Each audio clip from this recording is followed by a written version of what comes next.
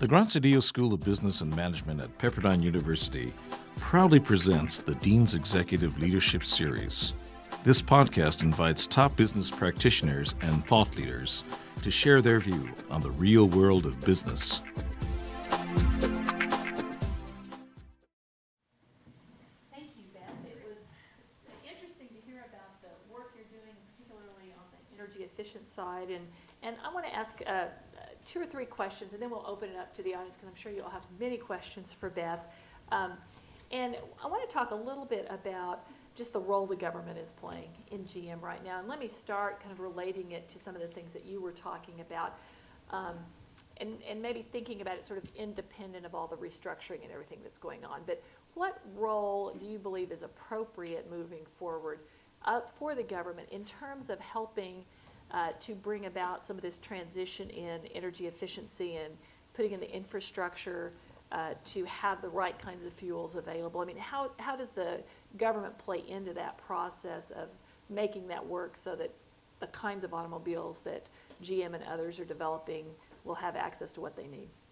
Yes, I mean, it's very important that when you look at where General Motors is now, government has a major role in what we're doing every day. The Automotive Task Force has been very, very good to work with as far as really learning our business from the bottom up, how we design vehicles, how we sell vehicles, every aspect of the business. But in the environment and energy equation, there's a role for automakers. Certainly we have the important job of making sure the technologies that are out there, that we're doing what we can to reduce CO2 emissions, to improve fuel economy.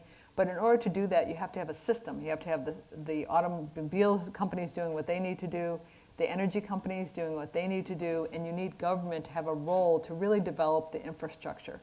So as we have these great scientists and engineers that are designing these vehicles, if there's not a place for people to plug in their vehicles at the end of the day at their home, the Volt can certainly do that easily. But if you're in a complex or you want to do it at work and you want to understand the smart grid, everybody has to work together on that.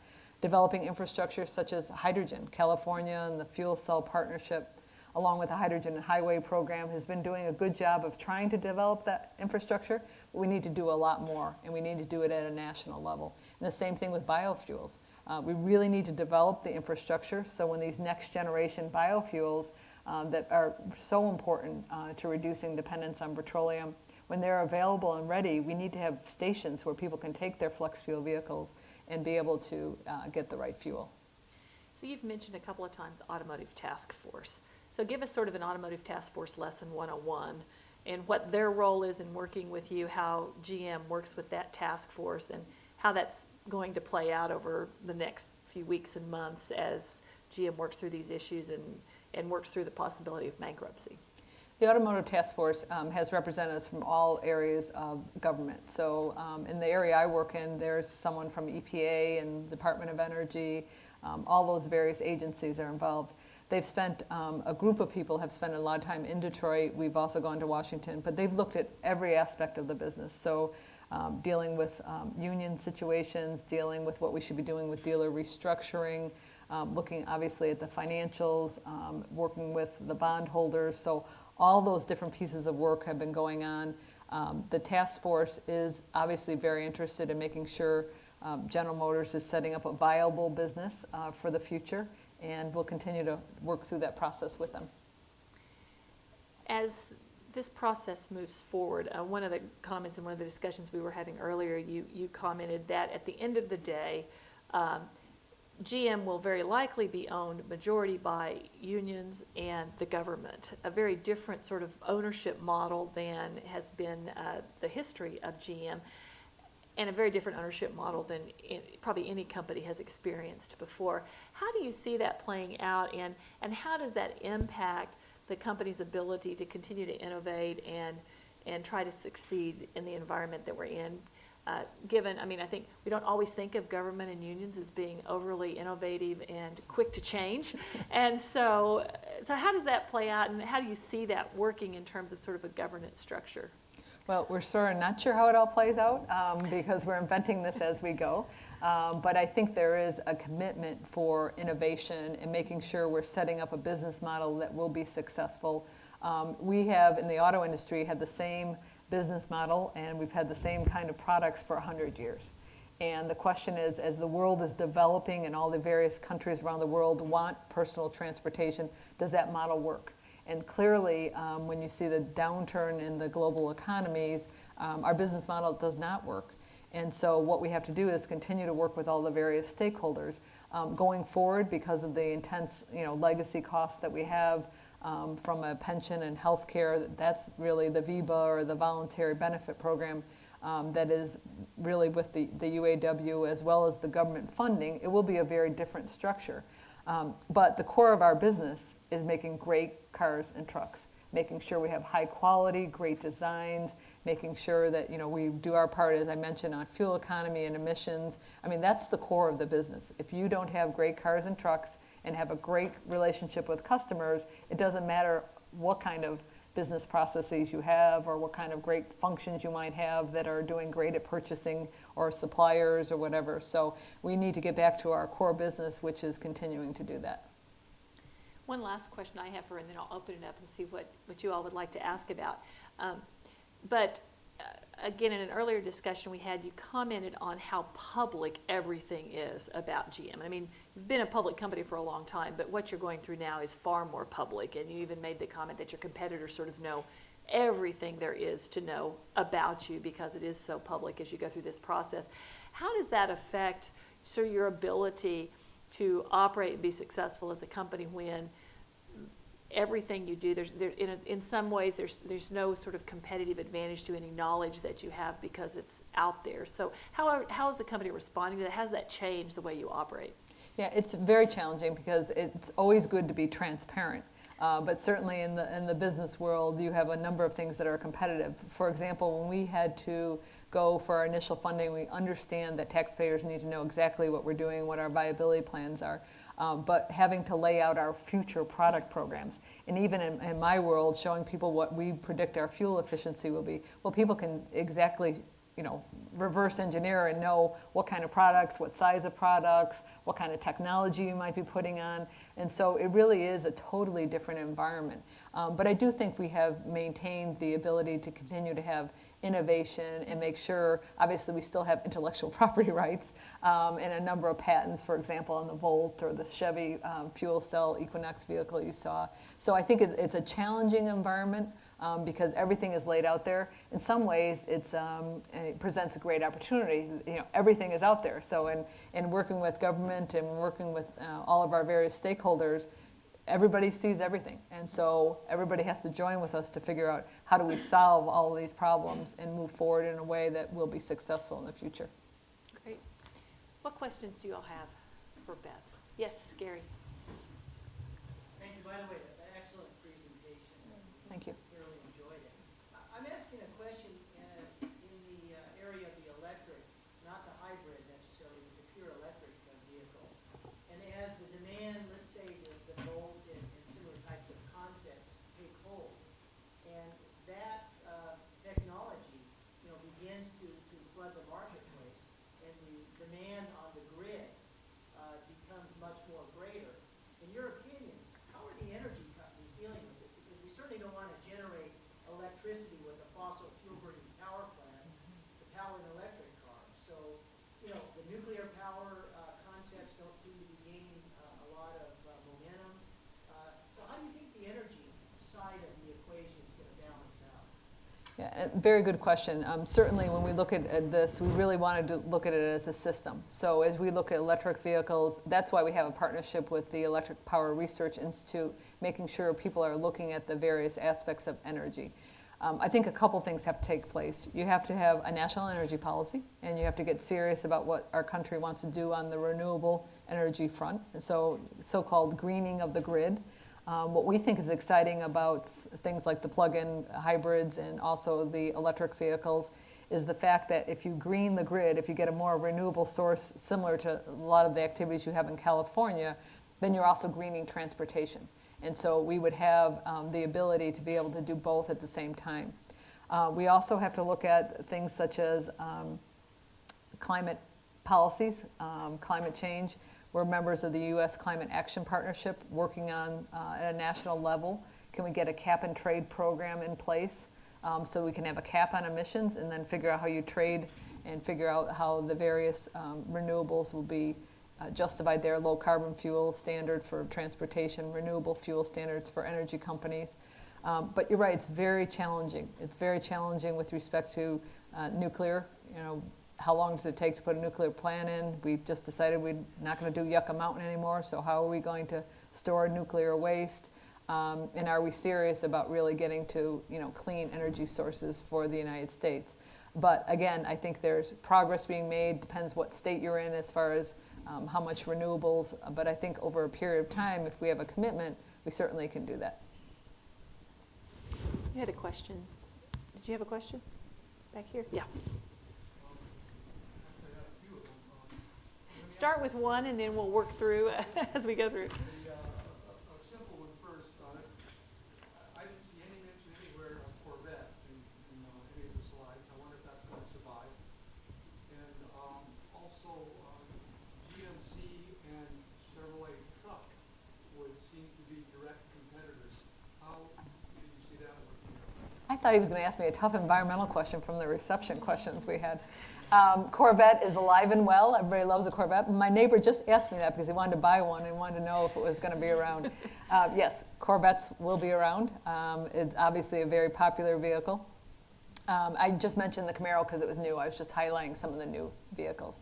And we have looked at, as you know, intensely at all the various brands. GMC and Chevrolet do have trucks. Both have trucks in that brand. But GMC is a very, very successful brand for us. It works very well. There's a very good set of loyal customers. And so at this point, they're not in competition with each other. They do have a set of customers that work on Chevy trucks and work on GMC trucks. One of my earliest recollections as a child was the GMC truck that we had on the farm I grew up on in Oklahoma. It was a light blue GMC truck, and I remember that. I like the story. All We those can get early that years. in a commercial, I bet. That's right. That's right. Okay, back here. Let me go back here and go ahead. Go ahead. I have a question. When you talk about electric vehicles, well, one of the big issues is how the electricity, when you plug it in, it takes for a while to recharge the battery. And in some instances, if you say travel 240 miles, it's going to take you about 8 hours to recharge the battery. Are you working in supercapacitors or other technologies that will enable you to charge rapidly the vehicle and in that way eliminate the issues associated with having to park your car for a number of hours? Actually, there's been tremendous progress on the battery side and really looking at how the lithium-ion batteries will progress so that we can enable something like the Volt. And so our battery labs and our engineering folks are looking at all the activities to try to improve the battery charging time, et cetera, because, you know, people don't, we're pretty anxious to be able to get up and go anytime we want. The nice thing about the extended range electric vehicle, though, is that your ability to generate electricity while you're driving. So it's not relying just on, you know, the plug-in charge. But our folks are looking at all those aspects of the vehicle. Yeah, back here, and then we'll come down to front. Yeah. Mm-hmm. Just thank you for your insightful remarks. All we see in the news, and most of what we see, is bad news about GM. We see the product lineups and all that is very refreshing. My question is, there are a lot of scientists and engineers at GM, probably more than any other of the companies. There's a lot of invention going on, a lot of research in not just related to transportation, but related to materials, to electronics, to safety, to cameras, and all of that. Why does it take so long for GM to actually utilize all this technology and turn it into products? Did you see platform after platform, at least until recently, cars looking the same, similar features, similar stuff in there? Why does it take so long to actually invest, do this investment and actually take advantage of it in terms of new products? Very good question. I like the compliments at the beginning of the question. You're right. There are wonderful scientists and engineers at General Motors. I remember when I first came as a lawyer and my first permit I was working on, I was just amazed by the research capability and all of the engineers that are at General Motors. many of the innovations and inventions that are taking place, it takes a while for it to get into product lineups. I don't think that's unique just to General Motors. Many of these are things that we have to make sure that customers are going to accept. There are also tremendous regulatory pressures on, we're probably the most highly regulated product in the world. So there's all those tensions that have to go through. There are also in the United States, frankly, there's a lot of litigation. So a number of the issues with respect to a certain technology, there's a lot of things you have to go through and test and get satisfied by all the various agencies before it can actually go on the product, which is unfortunate that would sometimes stifle innovation, but that's just the nature of the business here. Some of the other companies do try out various innovations and technologies in other places in the world, but we are based here in the U.S. from a general standpoint. So what we're trying to do though is get faster to market. I mean, that's very important to do in a competitive way and to be able to get these technologies so that customers will accept them and also can afford them. One of the most important things for us is we have great technologies, but if they're not affordable and we can't get them out in high volume, they're not going to make a difference for environment, safety, et cetera. So we're always balancing all of those issues. Down here in front, and then we'll come back to you. Another element is going to be the human side of change. And I'm wondering whether you've given thought to, I've been hearing about eco-driving, how one accelerates, how one brakes, et cetera, whether there's going to be a learning curve for the consumer. And how tough will that be? How difficult will it be? And has GM thought of how it will tackle that? Actually, I thought you were talking about the cultural change with everything we're going through. See, my mind automatically goes right there. Talk about that after you answer this question. Yes, actually, yes. And what we've done is, as we are developing these technologies, we've had the engineers and scientists working on the product development. We also have had education efforts underway. And so, for example, with the fuel cell and Project Driveway, getting customers behind a fuel cell vehicle and understanding what it's like to be able to use hydrogen and how it sounds differently. There also is very much an interest in the eco-driving piece. You're absolutely right, that customers have a role to play in how much fuel you save and how much emissions come out of your vehicle. And so making sure that there is an education effort is really very critical. And we'll continue to do that. The Alliance of Automobile Manufacturers does have an eco-driving program. We've had some activities for some time with respect to website activities and customer interaction in dealerships. We also have a K through 12 program. We had weekly reader series talking about what it would be like to have a hydrogen fuel cell vehicle, what would it be like for a plug-in, did a whole series on biofuels. So the next generation is very familiar with these kinds of activities as opposed to some of us that have been driving the same thing for so long. We want them to be very familiar with the technologies. Well, while we're talking about behavioral changes, talk a little bit about the cultural changes that are having to take place and how you bring that about in a culture that's been around for over 100 years and get people to change more quickly and innovate. Yeah, it's very challenging. We were talking earlier, crisis, as one person in Washington said, is a terrible thing to waste. So you have to make sure you're really focused on the important aspects. And there's a lot of opportunity in it, and you don't have a lot of time. So one of the cultural changes is people have to take more risks, have to be accountable for your decisions, but also recognize that you need to have the data in front of you, make the decision, but you can't wait. We don't have a lot of time to wait or to get more data, more information. So we're kind of operating on the 80-20 rule, try to make the best decisions you can with the data in front of you. We do think at this point in time, if we wait too long to make a decision, it has serious consequences. So the question of how do you get these things fast to market, how do you take more risks, certainly not taking risks on quality or the focus on the customer and things like that, but making sure that as a culture that we're willing to step out there and be very different. When you're reinventing a whole company, as we talked about, there's not time to do the how do people feel from an organizational development standpoint, get input from everyone. Some of these things you just have to say, this is the decision, and then get people to buy into it that way. Go right here. First of all, I want to applaud you for the efforts that GM is doing when it comes to electricity and hybrid fuel technology. So my question is kind of referring to that great change in the culture of GM. So my question is the following. Japanese companies have had a first mover advantage when it comes to hybrid technology. 1989, Honda introduced the Insight, and now Toyota's done great things with the hybrid synergy drive. What advantages or what disadvantages does GM has now entering that segment, especially with the image that American manufacturers have in the industry, with being laggards as far as truck platforms? So what do you see as some of the challenges in moving through that segment?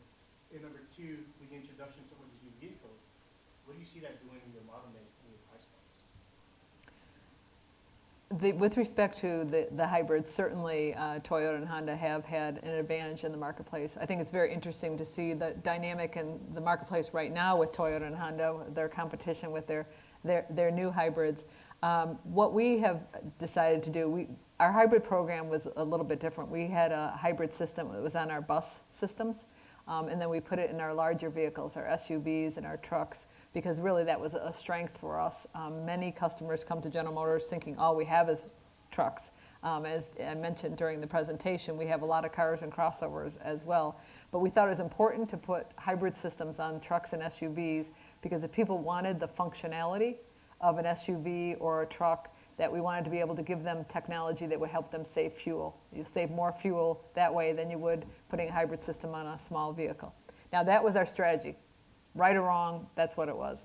And as we progress on that strategy, we now are entering, obviously, into the car market. We felt with the Chevy Volt, it was an opportunity to kind of reinvent the whole look at that whole segment of advanced technology. So being able to have an extended range electric vehicle where you can actually plug in, and now you see others are coming in with plug-in hybrids as well. So I think what we were trying to do there is we have our hybrids, we have our flex fuel vehicles, we have our fuel cell vehicles. We're playing in all those because frankly we just don't know which one's going to be a winner or if there's going to be just one solution, which we don't think there is. So then we wanted to say, okay, how can we show that we really are innovative, and that's where we came up with the elegant solution of the extended range electric vehicle. To answer your question with respect to models and price points, that's a challenge for us in this current economy, obviously, and what we want to try to do is make sure that we have the best fuel economy in the segment, the highest quality, great design, and then be able to price the vehicles for the value that they bring, and try to get away from the incentives. The incentive program's interesting. I mean, that was all started after 9/11. I don't know how many people remember the Keep America Rolling advertisements and incentives, because we really wanted people to get back to getting out and purchasing vehicles. What happened though is we never stopped those incentives. So they served a purpose for a period of time, was to get people in the showroom, get America back shopping and producing great vehicles, but then the incentives kept on for a long time, and that kept the competition in the marketplace, and we got away from the value of the vehicle. So we want to try to get back to that world.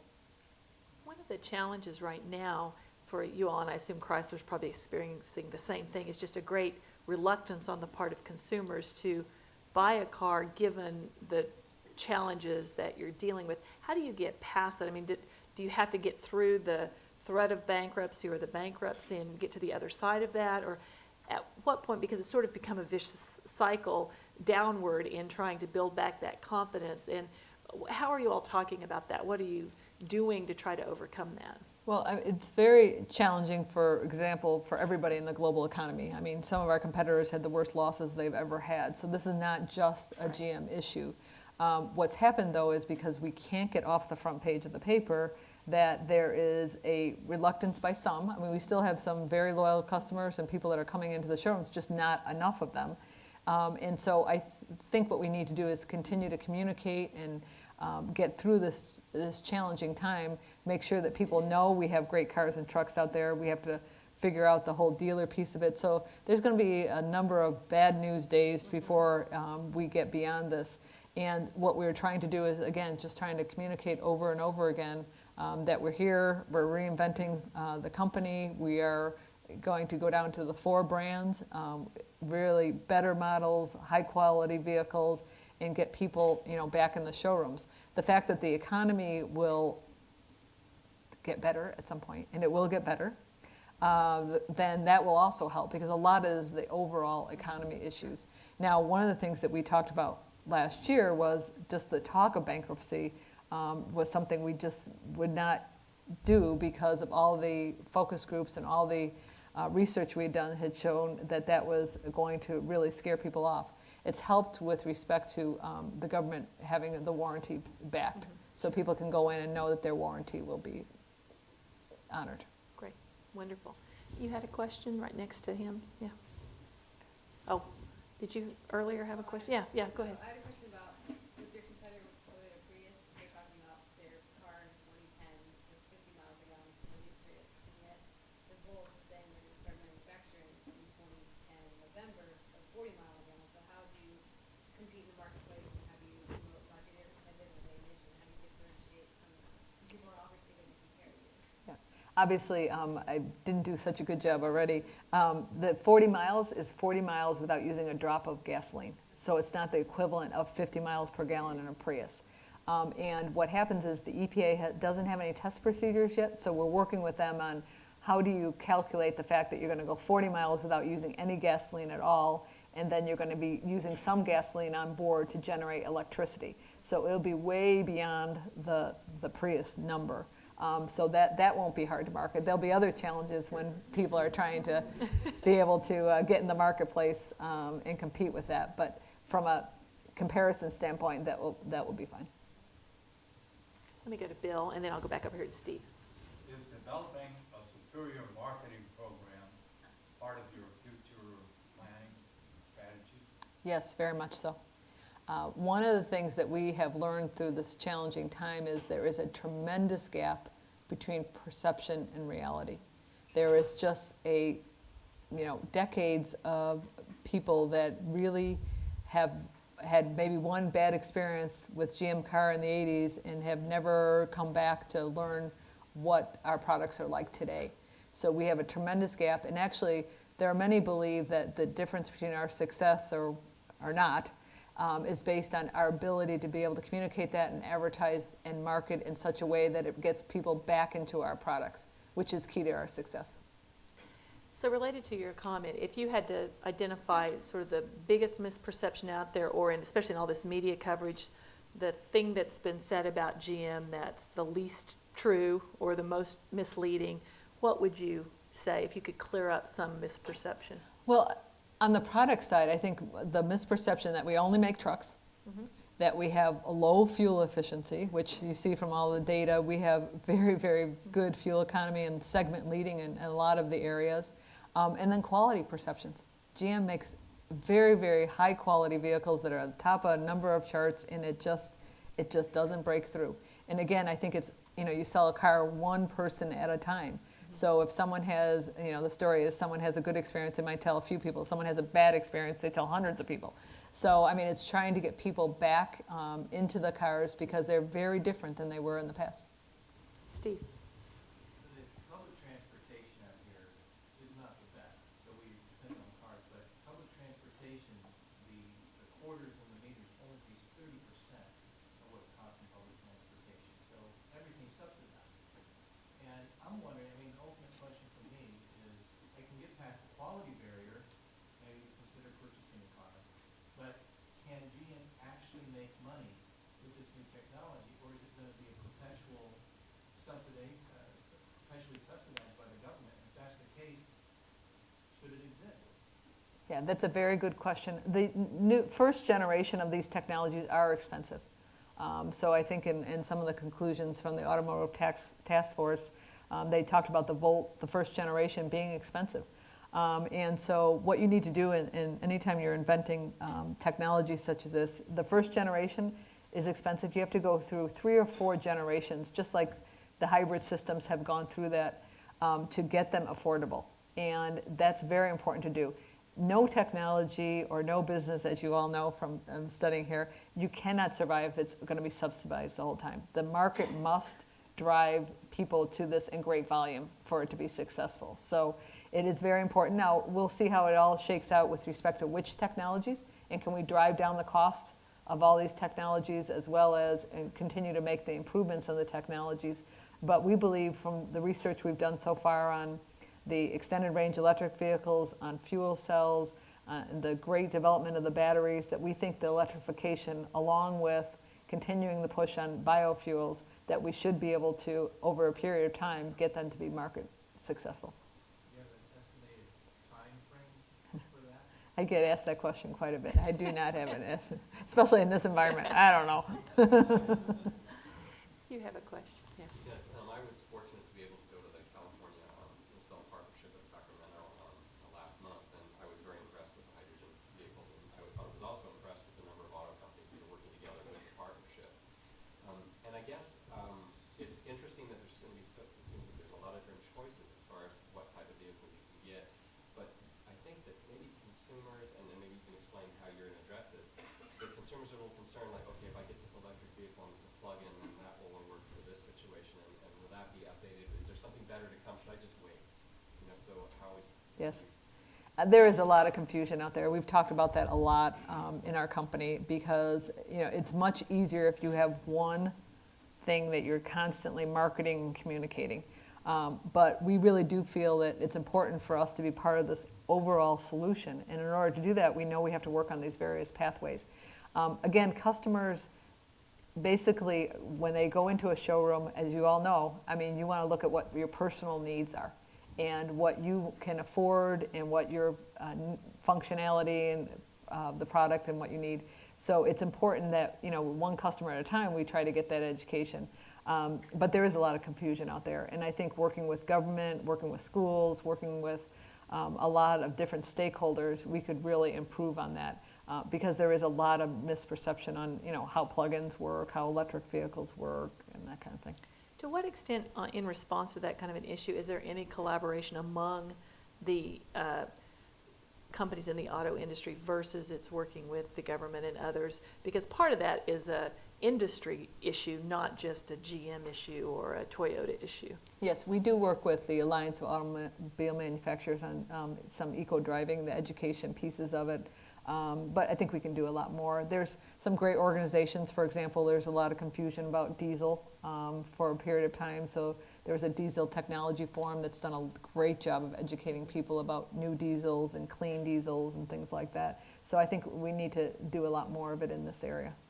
I'm going to take just a couple more questions. So since you've asked one, I'm going to go to some folks that haven't. So we'll go back up here. The closest place we can get the flex fuel is Long Beach, and we live in Aurora Hills. I mean, so when do you see it getting distributed more, because we'd like to use some fuel? I've been working on this for some time, and it is frustrating, and I think it's very frustrating in California. I thought we really were making progress, and we have not been able to get the fuel.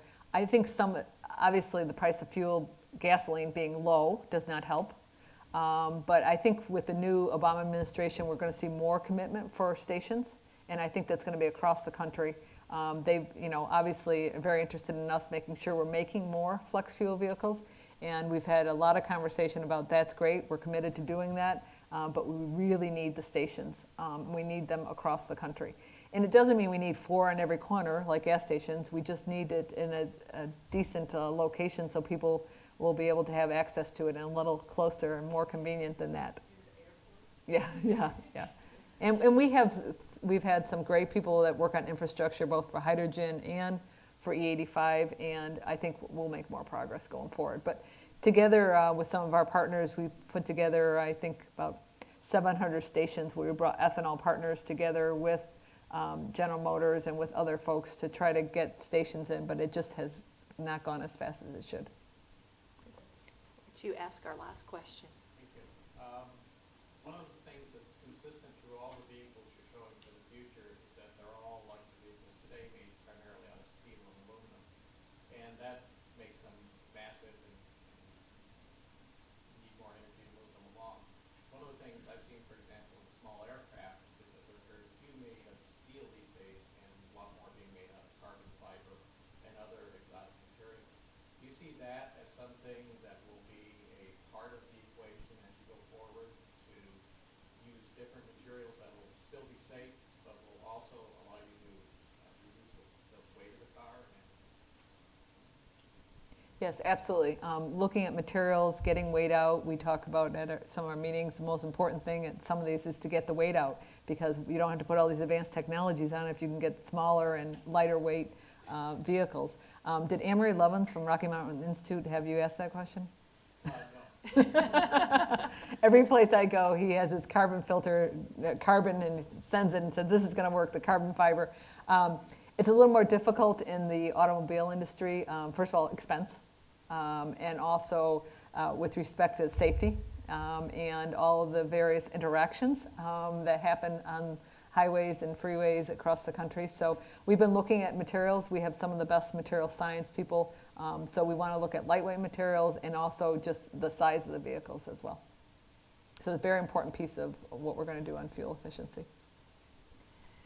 So my last question for you, you commented on how many negative stories there have been out in the media about General Motors in recent months.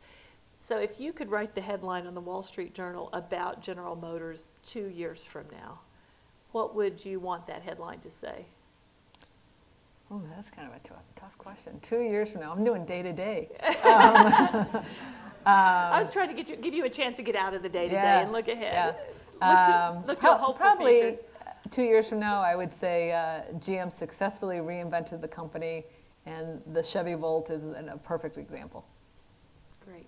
Well, we really appreciate you being here. I know this is such a challenging time, and we appreciate you taking the time to be here and educating us in a different way than we maybe get educated on a daily basis. So we appreciate it so much. It certainly learned a lot in the process. Thanks. With great questions. Appreciate it.